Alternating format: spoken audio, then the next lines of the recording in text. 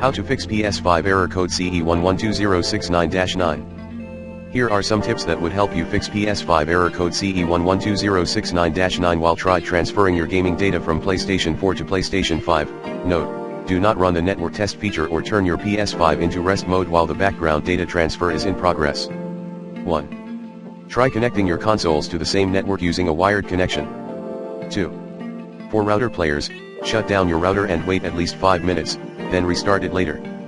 3. Try transferring data again via this path, setting system software data transfer. 4.